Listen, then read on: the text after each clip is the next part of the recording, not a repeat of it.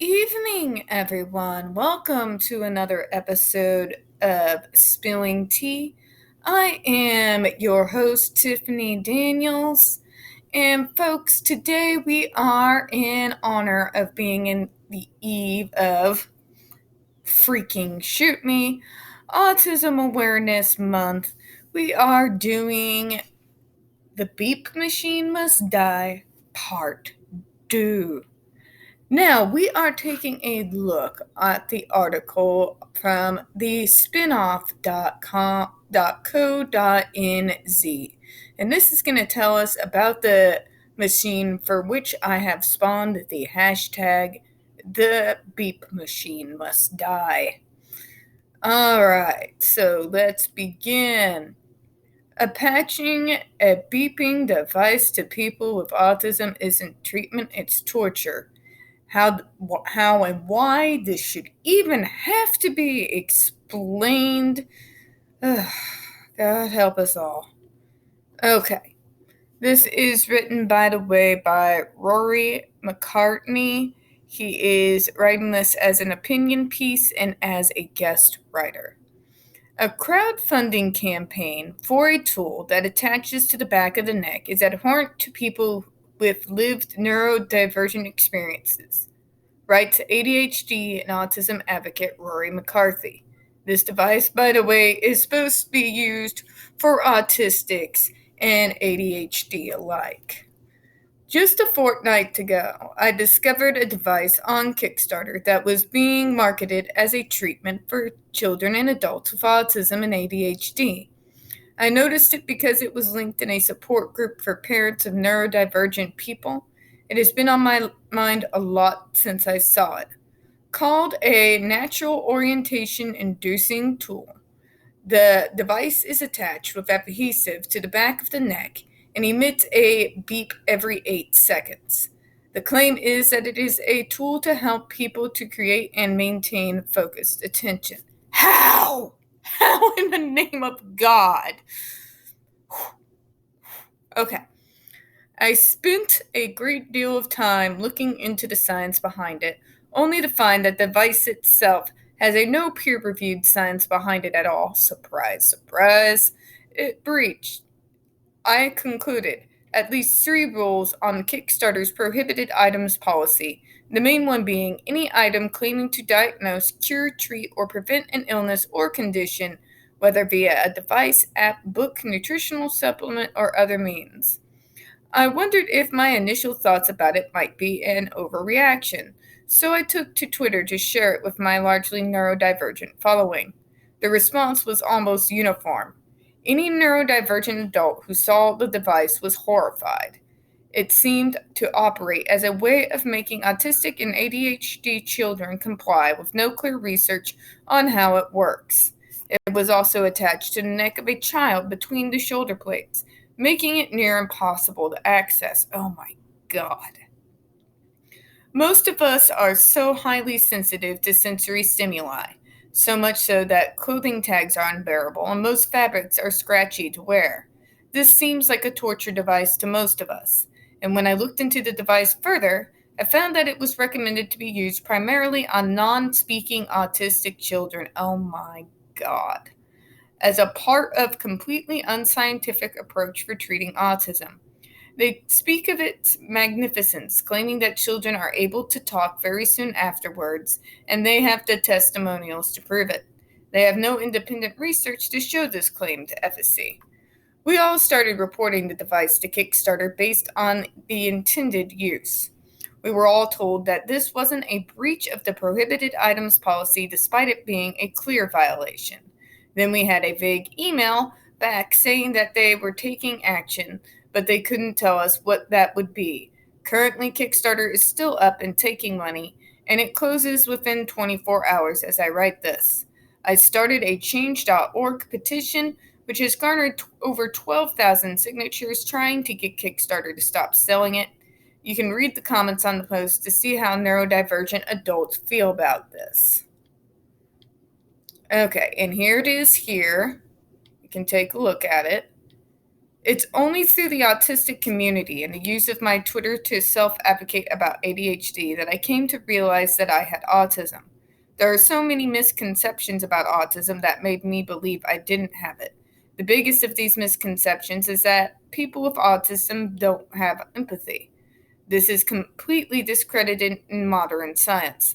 A lot of autistic people have hyperempathy, where the experience of the other person's emotions can feel so intense it can cause significant mental and physical pain. I have hyperempathy. For all I know, the device might work. There's no way in the name of God that could ever work. It might take your child more neurotypical in their behavior. It might train out what you deem to be appropriate. Your child might speak, but this could all become at a great cost. Masking natural behavior like this has serious consequences, one that many autistic adults have suffered from and can be utterly life-changing. I was officially diagnosed with autism this year. I have ADHD, which I was diagnosed with 8 years ago. Last year, I had what would previously be called a mental breakdown, but that wasn't what it was.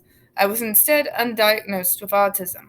I suffered from what's known as autistic burnout, sometimes referred to as autistic regression, but this is generally hated by the autistic community. This is a newly discovered outcome from autism, which has been discovered only through the work of self advocates that can occur in adults as the result of masking behavior and trying to conform to a society that isn't made for you. It's not an exaggeration to say that this was the most terrifying time in my life for my mental health.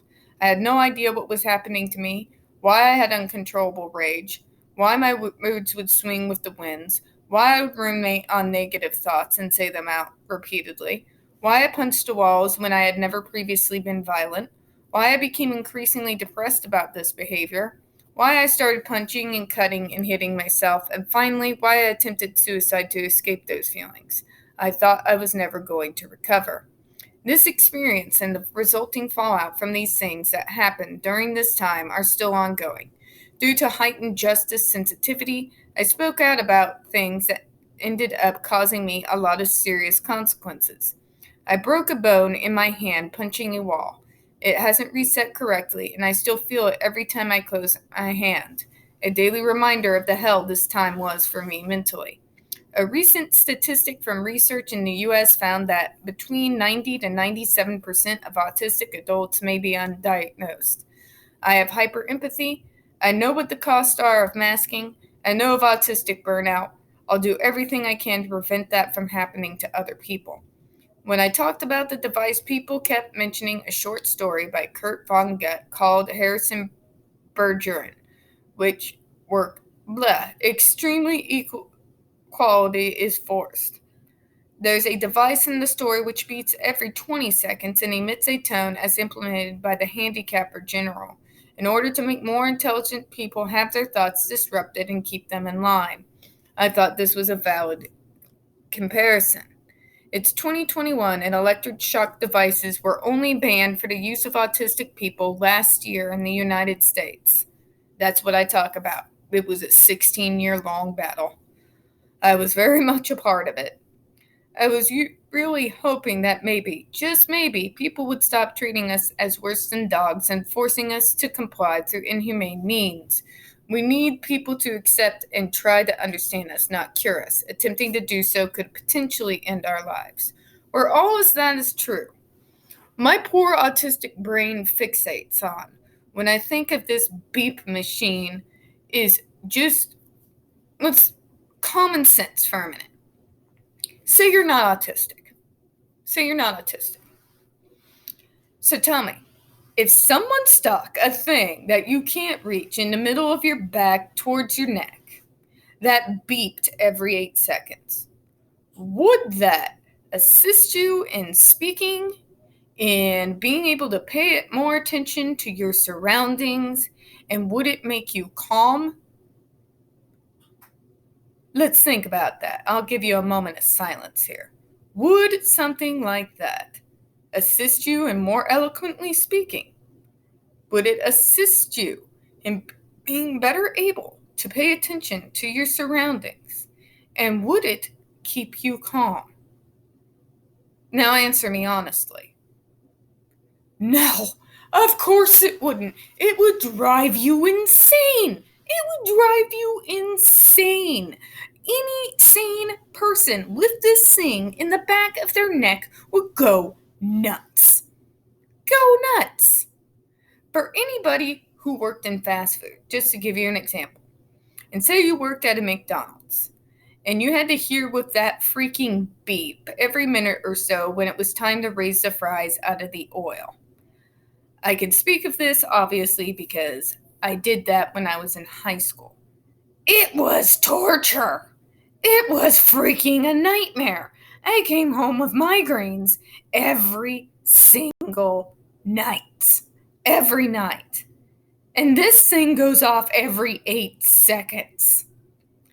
If I wasn't close to a meltdown, this thing would induce one. This thing would induce one. I would literally do everything I could in like piece of stick, whatever I had to do to get it off my back, and I would kill it with fire. Kill it with fire. If I didn't smash it into bits, it depends on what I had available to me at the time. How can a machine that beeps every 8 seconds do what they are claiming this is supposed to do? I mean, let's just think it from an extreme logical perspective. Let's think about this logically. And that's just from an autistic perspective. Now let's talk about it from someone who's an ADHD perspective, which that's not me. That would be my former roommate, Sid. Sid has ADHD. And I brought up the beep machine to her. And her eyes went huge. And she literally, that is the stuff of nightmares. That would send my anxiety through the roof. Through the roof. I would be paranoid, scared, panicked. Yeah. And that's from their perspective. And we are the so-called high functioning. Now, let's put this into somebody who's nonverbal. And you make it nearly impossible to remove from the back of their neck. Do you really think, because they're not verbally complaining, that this won't induce meltdowns? Because I'm here to tell you, Karen, it will. It will. So, folks, this is why, before I sign off every evening, you see the hashtag that the beep machine must die. Because this is hands down the worst assisted device on the market I have ever seen. And I've seen some bad ones. As you all know, I have worked with the state. So I'm very familiar with actual helpful devices that help people on the spectrum. And yeah, this isn't it. This is not it. Not even remotely, not even at all. So, how about instead of spending money, and I'm talking to you people who fund researchers, on insane shit like this that would make the problems worse, not better, let's actually give money to the families and the adults with autism and ADHD so they can actually do something useful. Let's just give them the money directly. All right, folks, that's all we have for this evening. Now, I do have a vid. Idea just popped in my head right before I started this video. I'm going to be reviewing a very important song by Five Finger Death Punch, and it is called The Wrong Side of Heaven, and we're going to be talking about veterans issues. It's close to my heart because I come from a family of veterans, so please be on the lookout for that.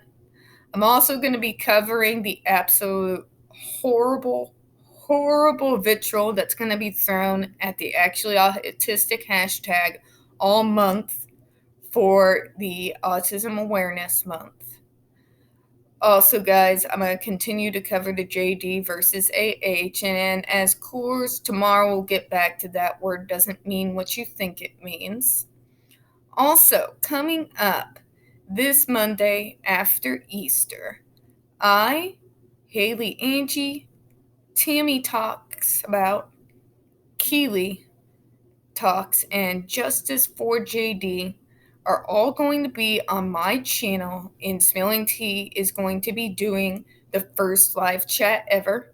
It's going to be an open chat, folks, so you decide the topics you want to talk about. You want to talk about autism, ADHD, disability rights, the Judge Rotenberg Center, JD versus the Nameless One. You want to talk about JD's movies and what he has coming up, or anything that strikes your fancy. This is going to be guided by you guys, so please join us.